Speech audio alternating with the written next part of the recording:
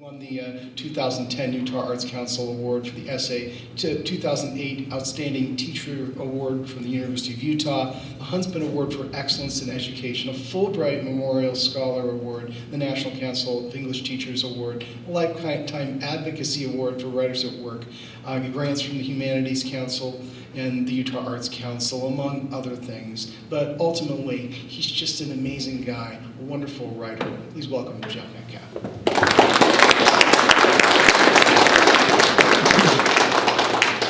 We never sipped wine. That's just not true. We drank wine. The students were sipping, you know.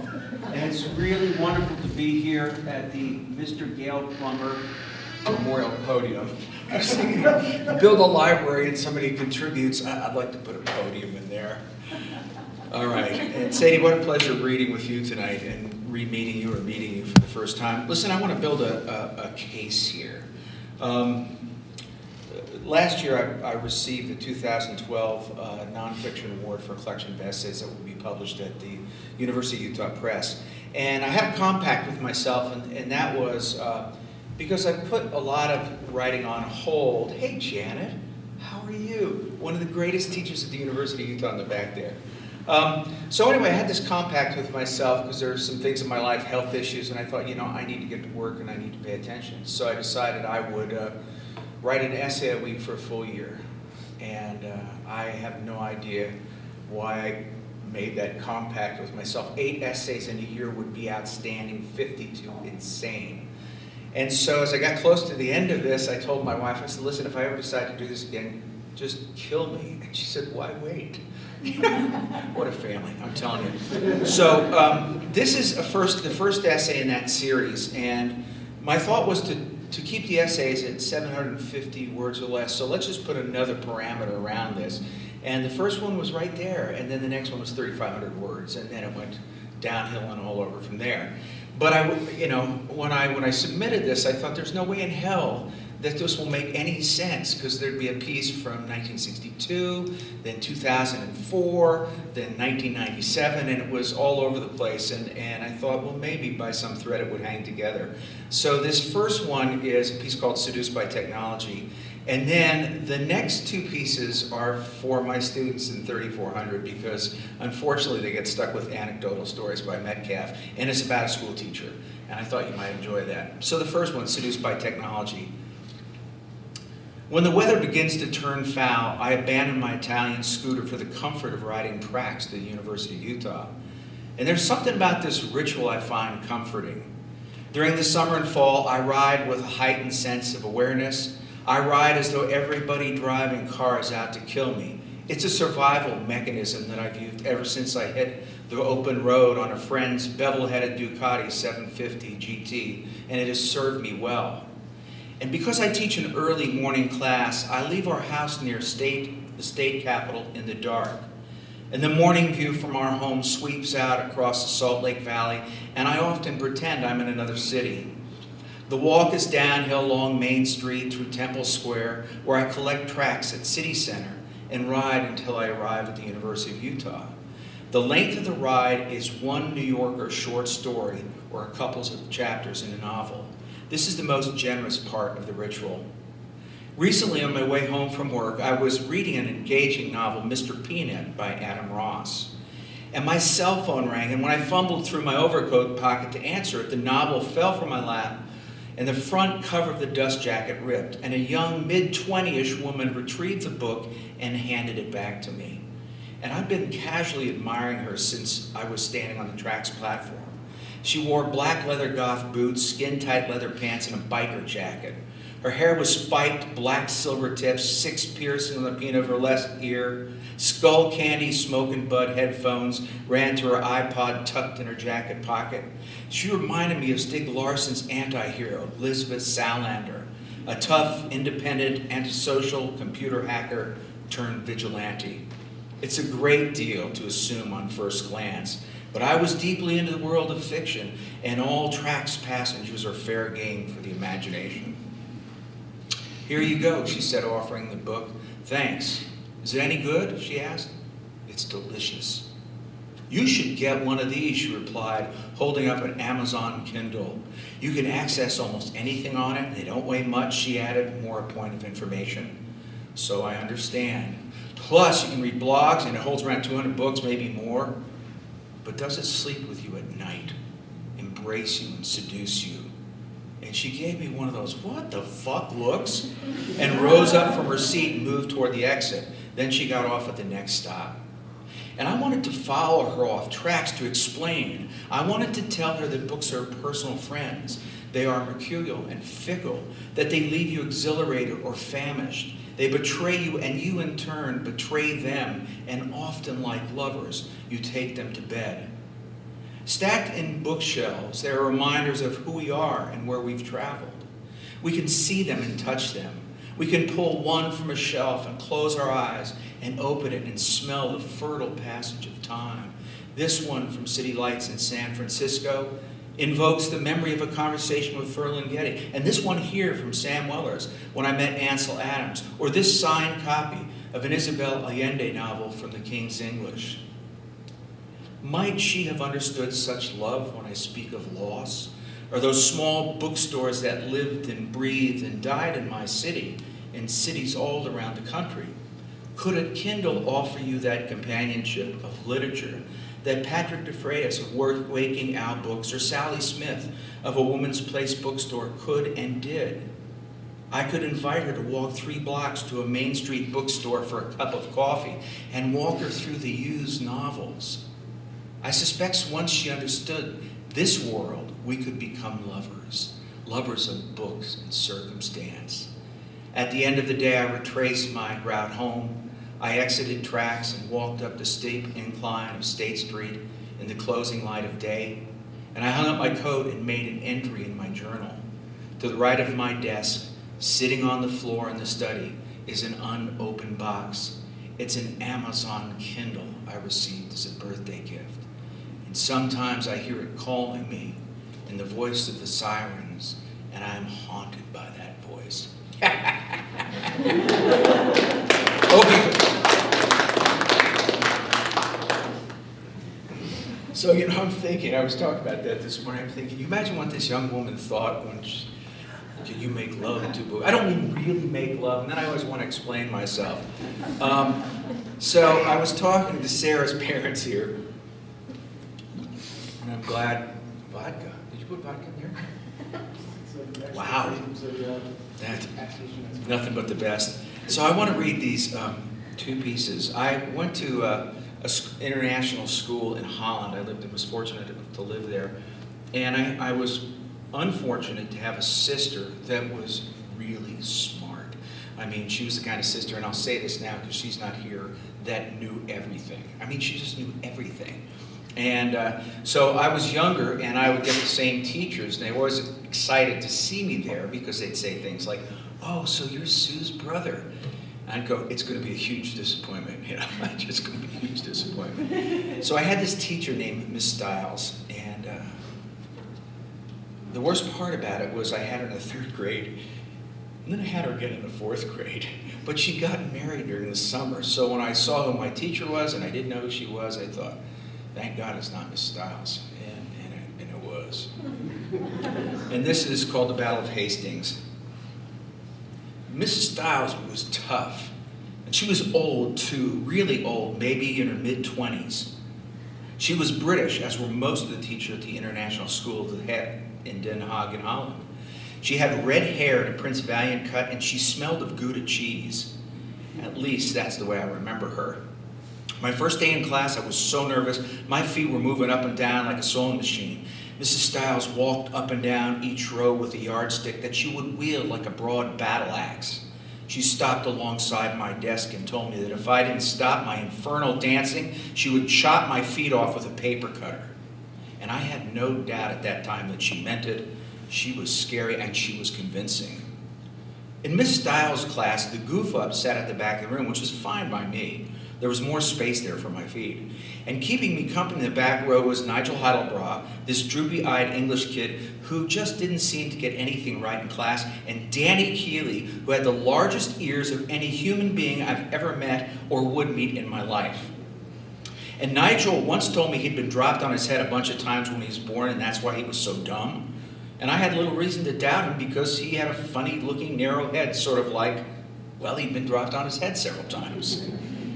But I never thought he was dumb. Mrs. Stiles would often ask him if he was an idiot, which she pronounced idjit in her highbrow, toffee English accent. But what Miss Stiles never understood was that Nigel was a storehouse of really cool information. It just didn't happen to be the stuff Miss Stiles asked him about. Wars and historical battles and torture methods of the medievals. That was his specialty. And Nigel didn't shuffle his feet like I did, but he kind of mumbled to himself. I guess it did battle. That's what it sounded like. Every so often you hear a from an arrow or thump by a piece of chain mail or armor or something, trailed by an of the villain falling off a castle wall into the ocean far below. He was fantastic at drawing out that fall until it ended in a very faint splash. His artwork always dealt with knights and wars. He drew the most detailed castle with moats and drawbridges and great battle scenes with dead bodies and decapitated soldiers and fallen horses with arrows that stuck out of them and archers with crossbows and longbows and catapults launching fiery cannonballs and a guy with incredibly long arms pouring boiling oil over a castle wall onto unsuspecting enemy soldiers who were using battering rams at the front gate. He was a great artist by third grade standards.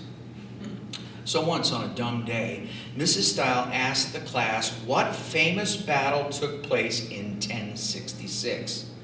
And the class, to a person, even Monica Gemguts, who knew everything, sat there dumb. And Mrs. Stiles was boiling because we were losers. And suddenly, Nigel's hand shot up in the air. It was incredulous. I looked at him like, not today, Nigel, not today. And I thought, this would not be the day to piss off Miss Stiles. And the rub was, there was nobody else in the classroom that Mrs. Stiles could call on. Nigel was the only one in the class with his hand up, and he was confident. Mrs. Stiles asked the question again. There was a pleading look in her eyes, like, please, somebody help out. But Nigel's hand was slashing back and forth like windshield wipers. She had no other choice but to acknowledge Nigel. And to this day, I think she actually went into a stall. That moment in teaching where she had no way out.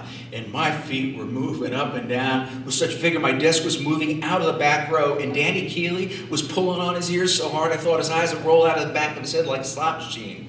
Finally and reluctantly, Miss Stiles acknowledged Nigel. Nigel? Mrs. Stiles said, her voice offering a forewarning of sorts. Do you think you know the answer?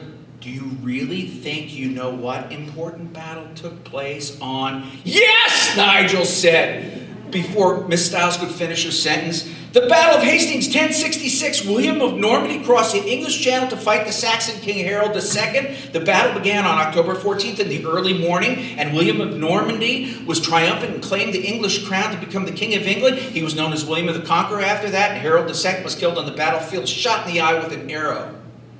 And Nigel went on for 5 minutes, describing the fiend retreats. Harold's army chased the Norman troops, and William's boys hacked them up pretty good. Then he went on for another 5 minutes, detailing every single significant battle strategy with absolute passion and clarity.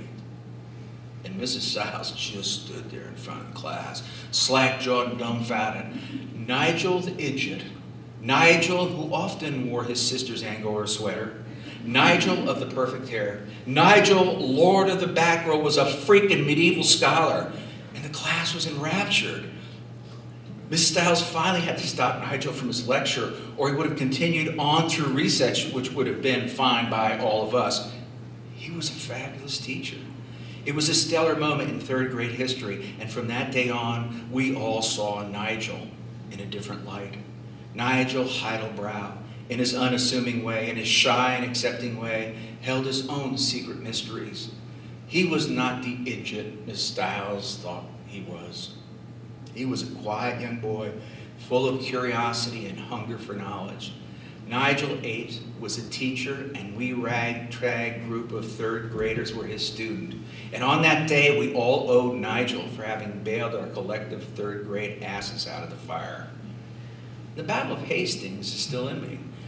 It resides deep in the gray matter, and I have no idea then how much this moment would inform me later in my life as a teacher.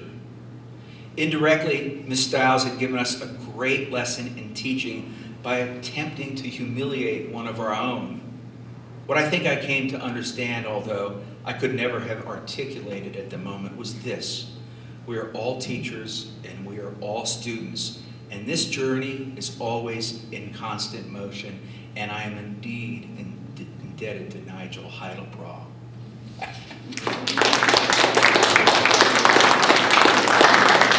As my wife would say, you're your own best audience. Okay, this piece is called Hung. Yeah, don't I wish? Look, I'll admit that the first part of it might have been my fault. But in my own defense, I was a fourth grader in Miss DeHarris's class in the international school, and there was very little I could do right as far as she was concerned. My older sister, the genius, had been one of her students, and I was, by all measure, a terrific disappointment. Part of my job when we formed a pen pal correspondence with the sister school in the United Kingdom was to write the class letter. It was the only thing in the fourth grade I did well. When I wasn't weaving these fantastic tales of adventure and danger, I worked almost full-time at being the class clown. Mrs. DeHarris would not have delegated that responsibility to me of her own accord, but the principal Whitehead had insisted that I was the official scribe. And that was that. And there was nothing, absolutely nothing Mrs. DeHarris could do and work against me. And for a fourth grade student, such elevated status was indeed wonderful and a joyous event. I would like to say I penned some of the finest prose of the fourth grade that has ever been witnessed. Classics such as Tarzan and Dart Fight the Monster Gorilla and The Danger at Brussels World Fair were daring literature in the day. I took my profession seriously. To not do so would have been churlish.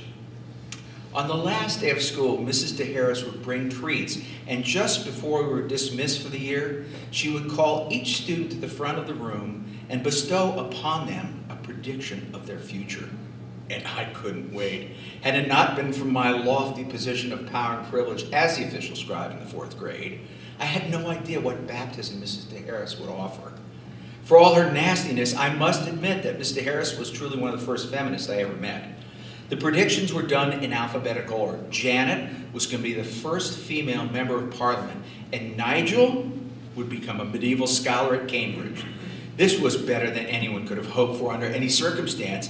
And I worried about my classmate, Danny Keeley, who was, before my elevated status as a writer, my comedic equal. In truth, however, he was much better than I was. His impersonation of Alfred Hitchcock doing Adolf Hitler was sheer genius. Good evening, ladies and gentlemen. My name is Alfred Hitchcock, and I'm going to do a movie called Hitler is a Boob. When Mrs. DeHarris predicted that he would be the next Jerry Lewis, the class went wild. And there was only one student before my prediction, and I was getting lightheaded. At the minimum, I would be compared to Franklin Dixon, author of the wildly popular Hardy Boys detective series. My secret desire, and I realized this would extend beyond Miss DeHarris' generosity and imagination, would be to be compared to Edgar Rice Burroughs. It would have been the capstone of my writing career. My name was called, and I flew to the front of the classroom. The crowd was on my side. I looked at Mrs. DeHarris and she smiled at me. For the first time I could ever remember, she looked kind of beautiful. And today, for the first time, as far back as I could remember, she didn't smell like cheese. Jeff, she said, you will be the first person from this class to be hung from the gallows.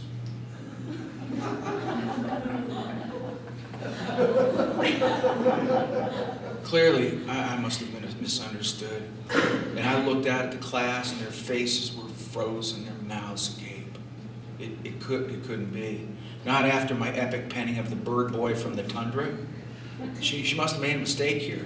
Right now, she said, patting me on the arm and sticking a sucker in my hand. Back to your seat, we have others to do, don't we? And I sat at my desk fighting back the tears. Buppy Tarquini patted me on the shoulder, and Danny Keeley tried to get me to laugh with this Alfred Hitchcock impersonation. None of it worked. I could only think about one thing on the way home on the bus. What would it feel like when those gallows dropped? Thank you.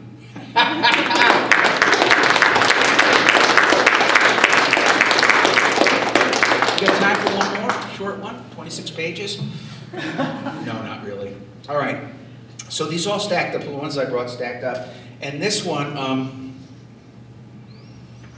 I was thinking about this. I was thinking about sort of growing up. And this one's a piece that, it's called Hush Puppies. You know what Hush Puppies are? Old man shoes, right? And I was thinking about my mom yesterday, who passed away in 2002. And I don't know if she was trying to kill me. I'm uncertain about this part still, but I always got the strangest gifts from her. I mean, I didn't ask for much. I remember one year I wanted a guitar, you know, and that was cool. It was sort of Beatles coming on, Elvis Presley. And my mother got me, she said, this is better than a guitar. It's like, what could be, a saxophone maybe, or drums, a drum set, man, that'd be cool. She got me a fucking zither. You know what a zither is? Anybody know what a zither is? It's a harps. It's like auto harp.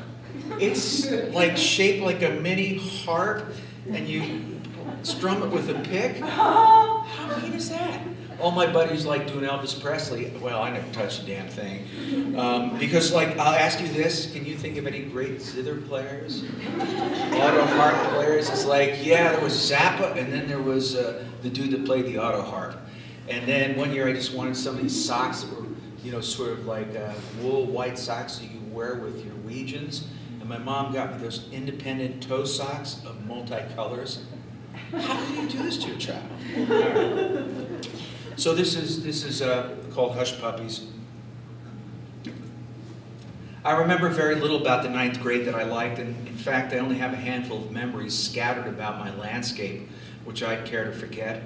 I was a new kid again, starting over, dropped into school mid-year from Saudi Arabia to Pershing Junior High School in Houston, Texas, 1963, in the Stella Link Apartments on a busy street facing heavy traffic. The bedroom I shared with my brother faced a large neon Star of David from the Jewish delicatessen, and it blinked steadily all day and night. Since our room had no curtains, it was like a Chinese water torture, a constant distraction, a reminder that we were without a permanent home, that my father was looking for work after a splendid job in the Middle East. And our furniture, clothing, toys, kitchenwares, washer, dryer, everything one needs to make a home had somehow, in the course of transatlantic shipping, been lost on a slow boat to Hong Kong. It would not catch up for over a year, to us for over a year. Our life on Stella Link Apartment became a year of Spartan and minimalistic living. Closet doors, the hardware removed, became coffee and dining room tables. The hollow core closet doors served as study desks and platforms for our bed mattresses, and we were known as the kids whose parents had no furniture. We were strangers in a strange land, so it seemed. And it took me some time to understand the language of Texans. I'd grown up in New York before moving around where language was a weapon that could be used to cut and slash and insult. And Texans spoke in dreamy, lazy, thickly drenched, almost slow-witted rhythms. And though it was clear to me who sounded funny, I was often asked by a group of girls to say such words as coffee or quarter or oil.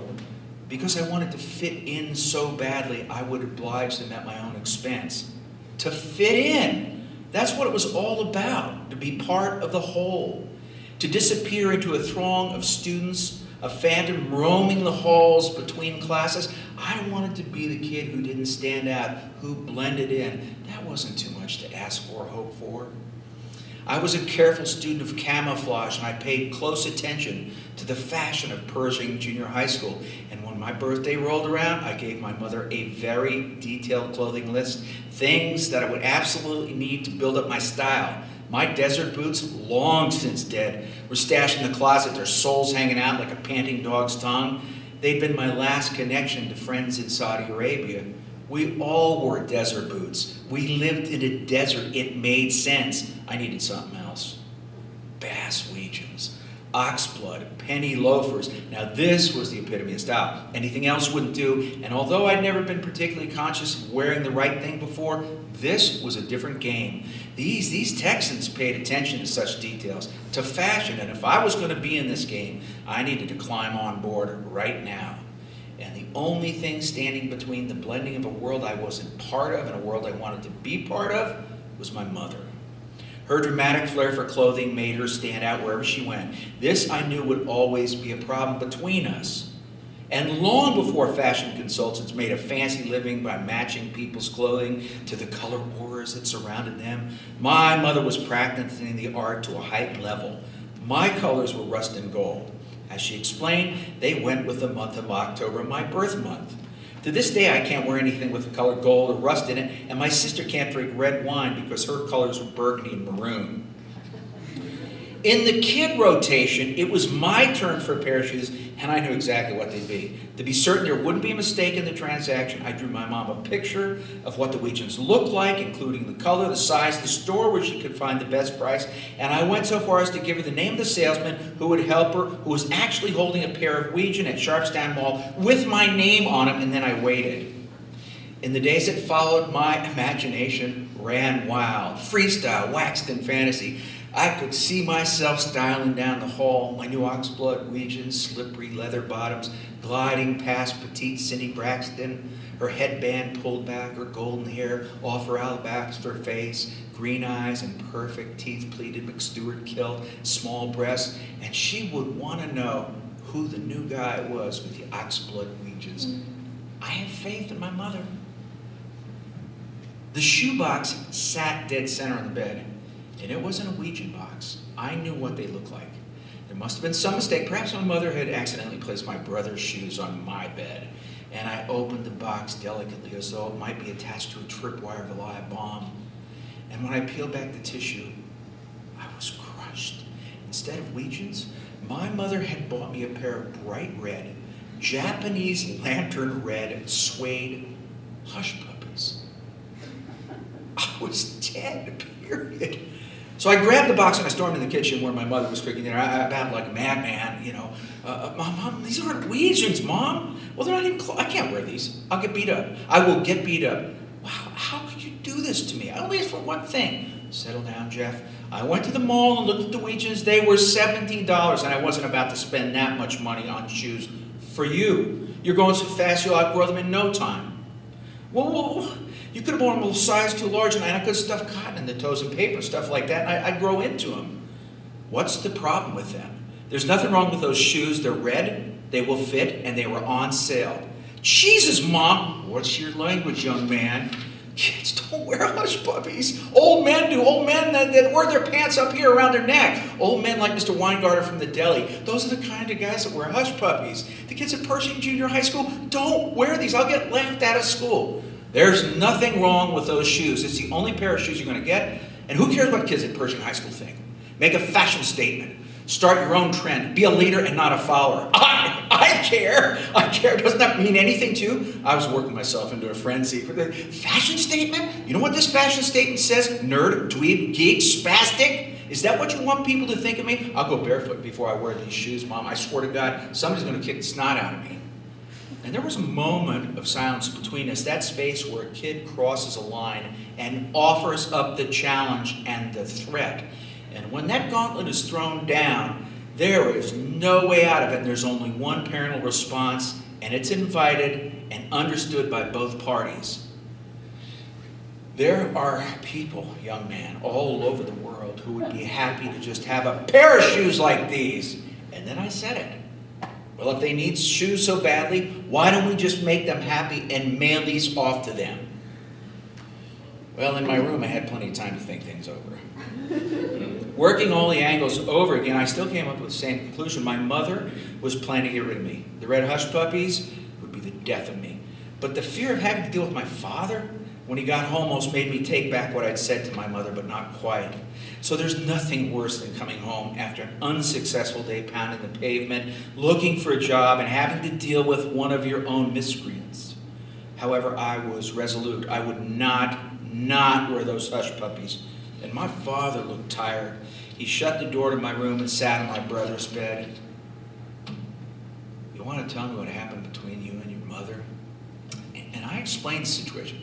I told him about the map that I'd drawn for Mom, the importance of fitting in, how wearing red hush puppies might actually be dangerous to my health. And I told him how I'd exploded at Mom. I needed to get that in, and she had exploded back at me. And he listened patiently, every so often, nodding his head to let me know that he was in the moment. And when I finished weaving my story, he had only one thing he could say. They can't be that bad, can they? "Close your eyes, Dad." So I quickly slipped off my slippers, pushed my feet into the hush puppies, and honestly, they didn't feel that bad. But the color, Jesus, no way. And when my father opened his eyes, his expression said it all. I knew that he had to back my mother up. That was just the way it was with him. But the expression was clearly behind me. "Well, they're not that bad," he said, and it was an exhausted and tired voice. "Dad, would you wear these? I mean, honestly, would you be caught dead in these?" "Well, it's just not my kind of shoe, Jeff."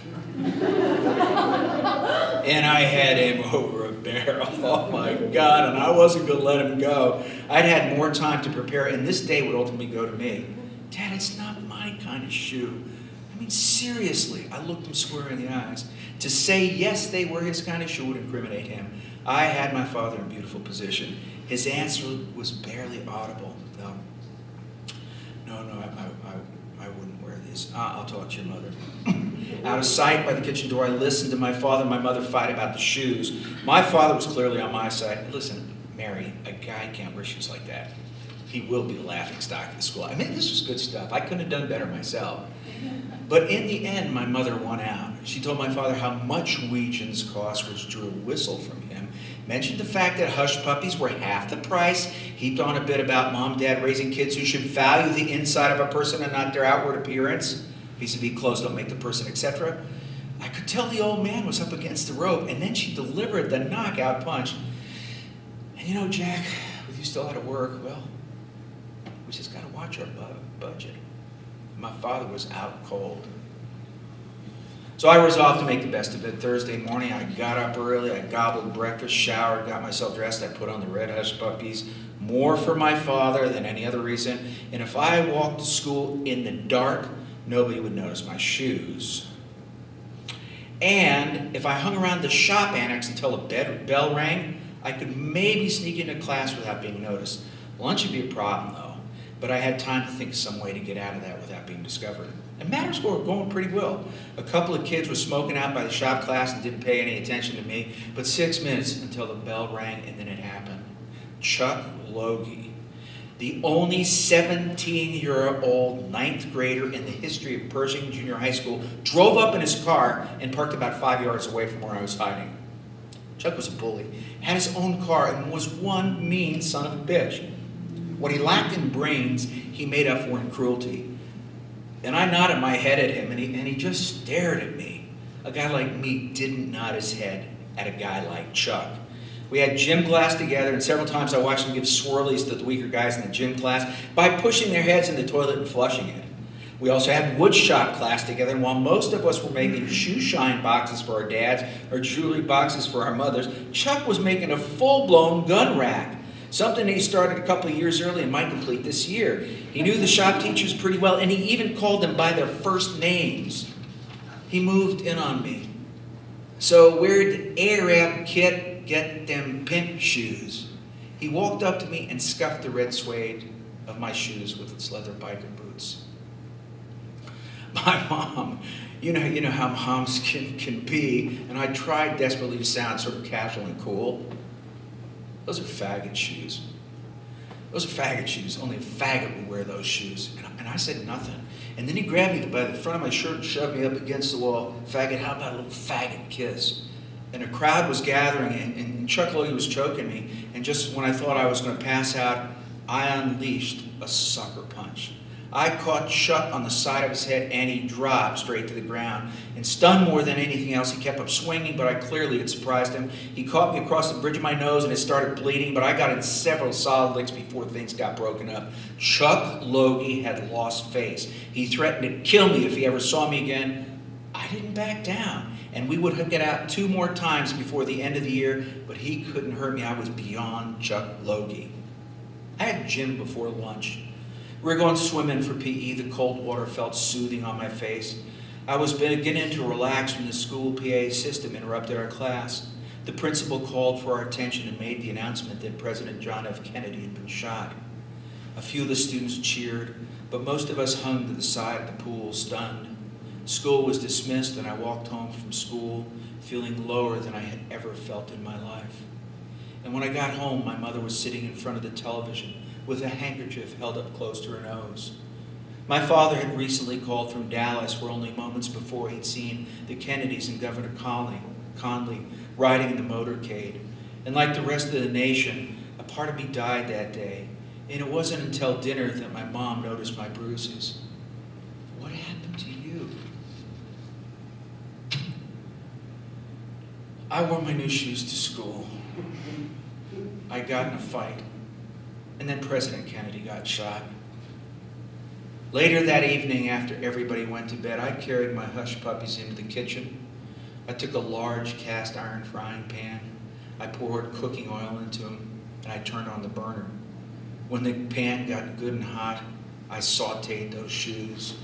And my mother came running into the kitchen. The smell of burning rubber made our eyes water. If truth was known, I was crying. I was crying for myself, my father being out of work, for the death of John F. Kennedy, and being stuck in Texas.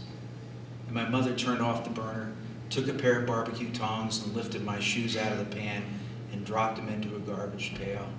She wrapped her arms around me and walked me back to the bedroom. For a moment, she sat on the bed and just held me. And then she took a deep breath, as though she were going to speak. She exhaled and started crying. I had never heard my mother cry before, but as I grew older, I would come to know that as a sound of my own. Thank you.